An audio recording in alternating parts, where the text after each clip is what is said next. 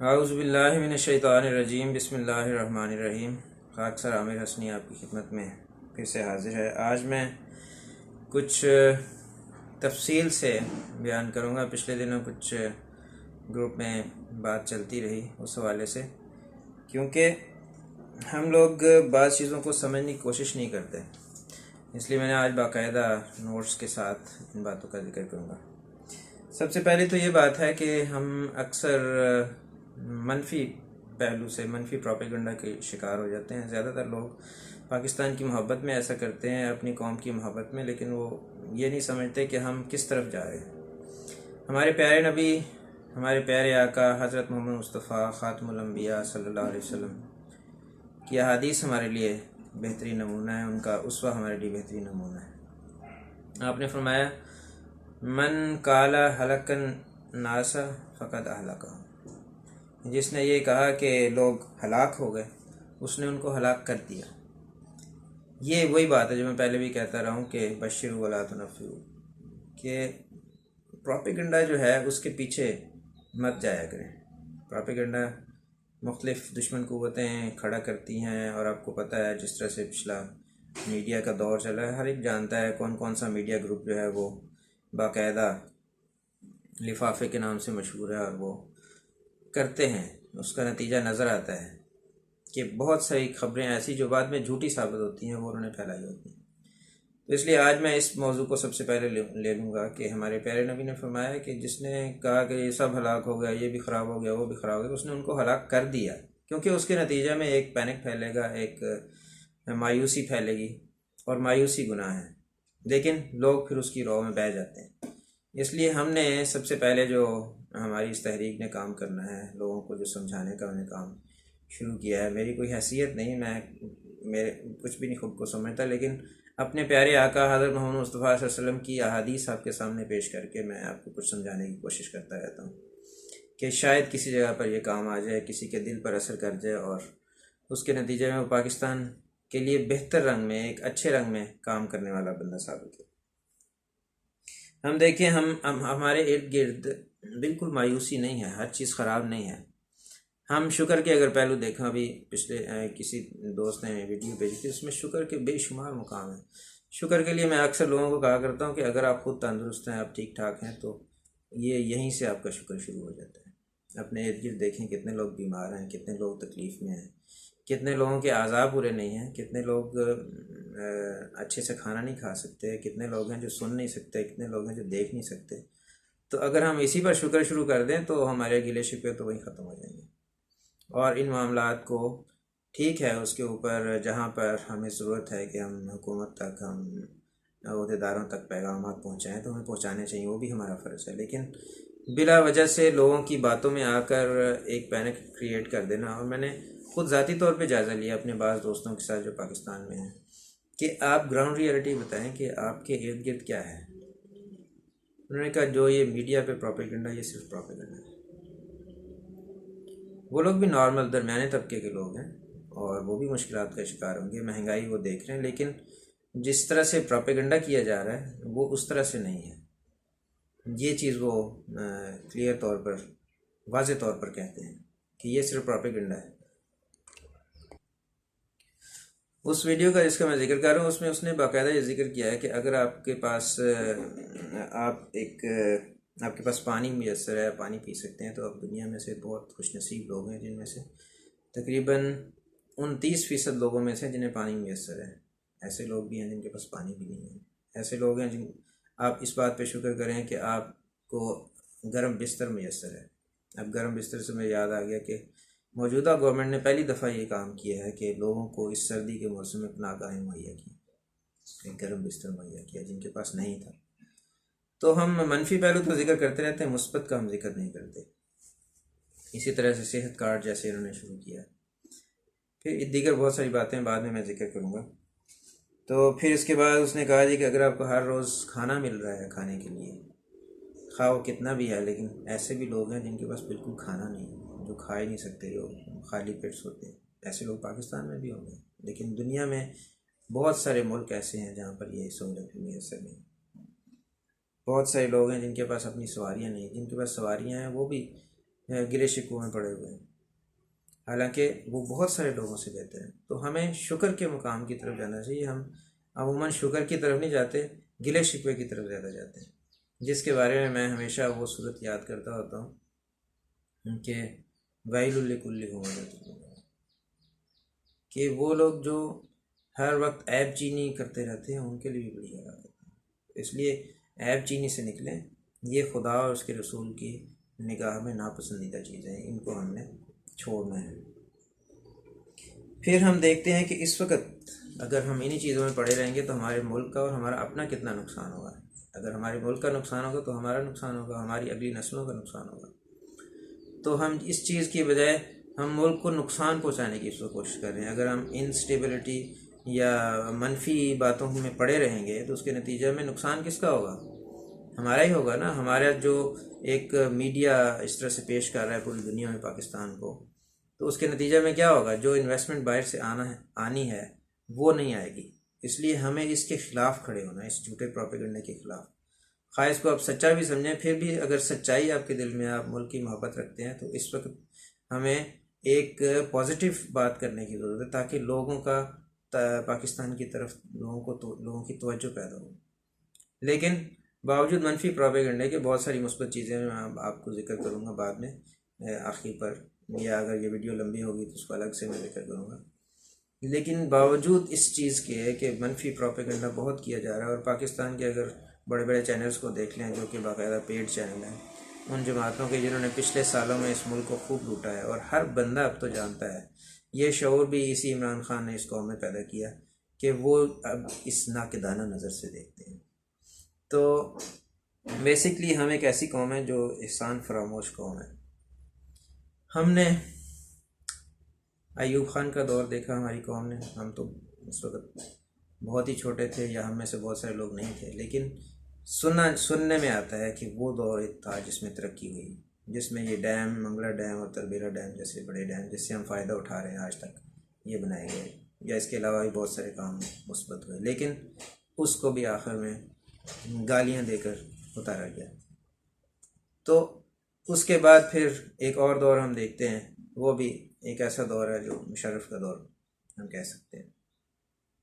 बल्कि अगर शुरू करें तो कायद आज़म के साथ कौन सा हमारी कौम ने अच्छा सलूक किया, जिन्होंने इस मुल्क के लिए अपना तन मन धन कुर्बान कर दिया। उनको कितने लोग हैं जो अच्छे अल्फाज में याद करते हैं, और उनकी आगे नस्ल के देखें हालात। एक वीडियो आप लोगों ने देखी होगी अक्सर, कि किस तरह गुर्बत के हालात में वो रह रहे हैं। तो बेसिकली हमारी एक अजीब सी आदत है हमारी कौम की, जिसकी वजह से आज तक हम तरक्की की राह पर मुसलसल नहीं चल सके, क्योंकि हम मनफी सोच रखते हैं, हर बार मनफी प्रोपेगेंडे के पीछे चलते हैं, और एहसान फरामोश बहुत है।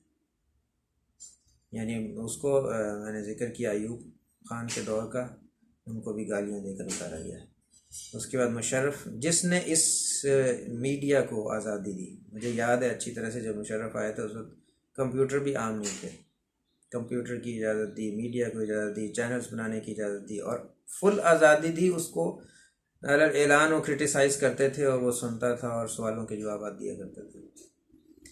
जनरल परवेज़ मुशर्रफ, जिसने उस वक्त एक इसी तरह से एक बार फिर रिवर्स कर दिया था मुल्क को, तरक्की की राह पे डाल दिया था और तकरीबन कर्जे उतार दिए थे, उसको भी इसी मीडिया ने एहसान फरामोशी करते हुए उसके ख़िलाफ़ खूब प्रोपेगेंडा किया, और आज तक किया जाता है। बहुत सारे जो सो कॉल्ड राइटर्स हैं वो उसके ख़िलाफ़ अभी भी लिखते हैं। लेकिन मैंने अपनी नज़रों, अपनी आँखों से वो देखा है वो दौर। उस वक्त वाक़अतन अकाउंटेबिलिटी शुरू हो गई थी, लेकिन फिर उसने भी कुछ ऐसी गलतियाँ की जिसके नतीजे में वो सारी चीज़ें रिवर्स हो गई, और आगे कुछ खुदा ताला की तकदीर भी होती है कि बेनज़ीर के कत्ल के नतीजे में वो पीपल्स पार्टी के ऊपर आई और जरदारी को फिर चांस दिया गया। ये हमारी बदबख्ती है। इसमें यकीनन खुदा ताला की भी पास तकदीरें हैं जो चलती हैं, जो आप लोग समझते हैं कि वो क्यों चल रही। खैर, ये एहसान फरामोशी है हमारी। इसके बाद आज के इस दौर का जो इमरान खान है, जिसने आज इस कौम को पिछले 20 साल में ये शऊर दिया कि करप्शन क्या है और कैसे हमारे ये हुक्मरान जो हैं बारियां लेते हैं और करप्शन करते हैं और इस मुल्क को लूट कर खा गए। जिसने आप लोगों को शऊर दिया उसी के ख़िलाफ़ आज आप खड़े हैं। जिसने आपको ये समझ दी उसी से आज आप सवाल कर रहे हैं। पिछले लोगों से सवाल नहीं करते, मैंने वो सारा दौर देखा हुआ है। किसी की हिम्मत नहीं थी, कोई मुंह उठाकर बात नहीं कर सकता था, किसी को शऊर ही नहीं था, बल्कि कहना चाहिए कि सत्तू और लस्सी पीकर सो रहे थे कि जी ठीक है जी मुल्क चल रहा है। लेकिन जब अचानक एक बंदा बीच में आ जाता था, और ये फ़ौज को बुलाने वाले भी यही हमारे लोग होते थे, और ये परवेज़ मुशर्रफ के बहुत सारे इंटरव्यूज़ मैंने देखे हुए हैं, कहता था कि ये खुद ही हमारे पास आते थे दूसरे सियासतदान मुखालिफ पार्टी के, कि ये देखो जी ये हो गया, ये मुल्क तबाह होने वाला है, ये होने वाला है, और ख़ुद ही खींचते हैं फ़ौज को। और अभी भी मैं हैरान हूँ, बाज़ मेरे दोस्त अहबाब इस ग्रुप में भी मौजूद हैं, वो फिर कह रहे हैं जी कि ये दोबारा से फ़ौज के आने की ज़रूरत है। वो खुदा के बंदो, खुद ही ले आते हो, फिर खुद ही उनको कहते हो ये हमारे ऊपर मुसल्लत हो गए, फिर उनके खिलाफ प्रोपेगेंडे करते हो।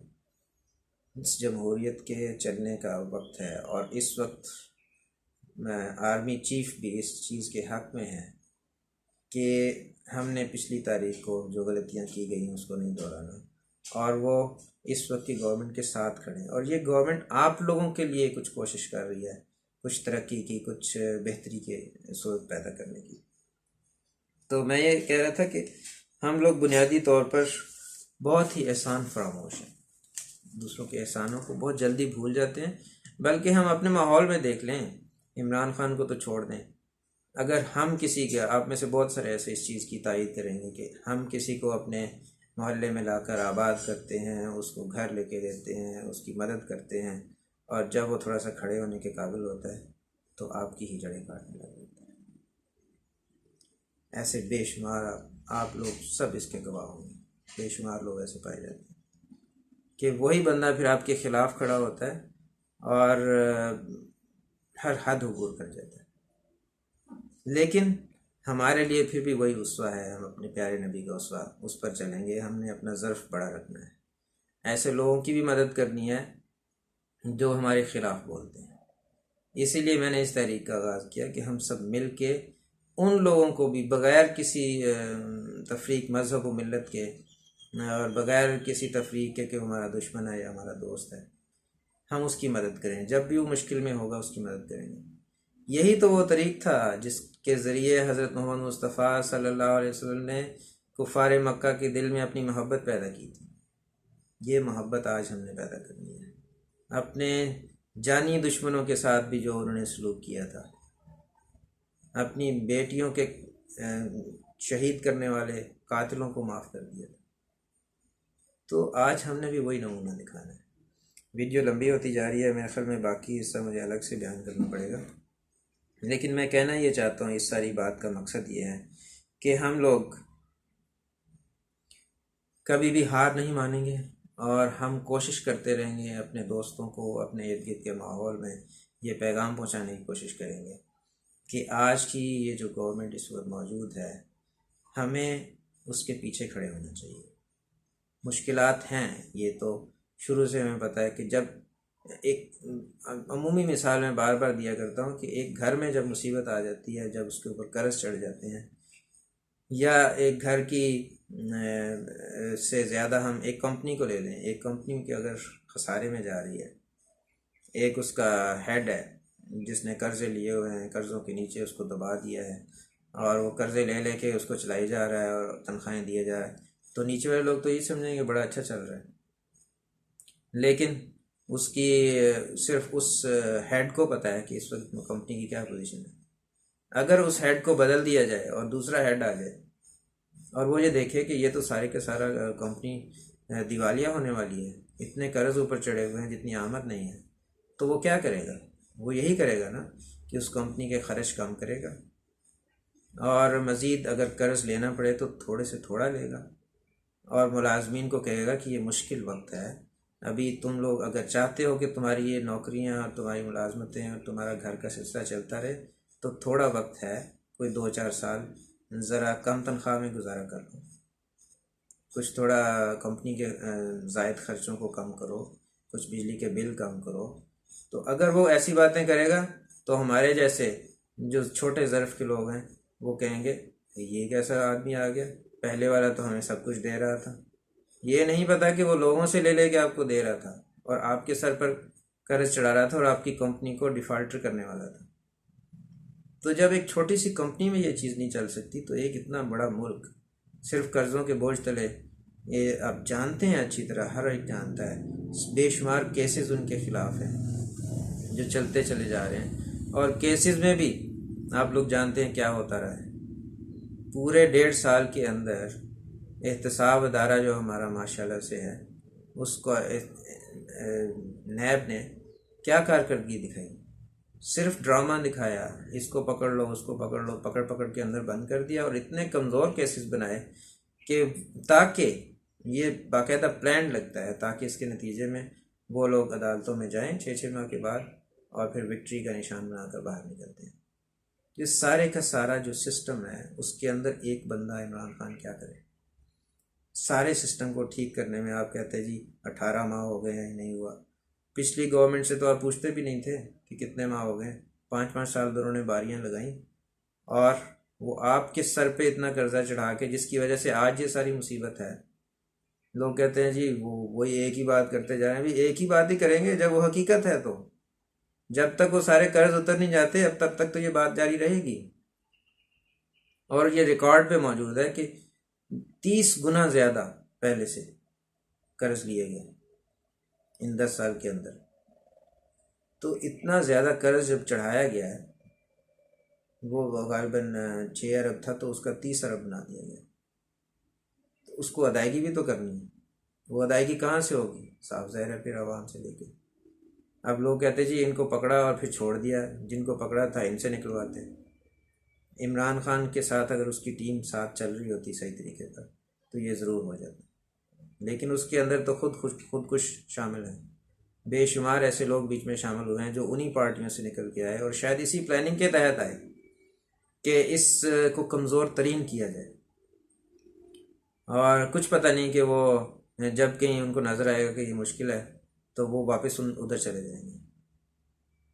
अब एक हज़रत जो वो बूट लेकर आ गए थे, अच्छी भली कंसेंसस हो रहा था दोनों पार्टीज़ के, यानी अच्छे फैसलों का वक्त आ गया था, लेकिन वो बूट लेकर सामने रख के जानबूझकर उसको मुतनाज़ बनाया।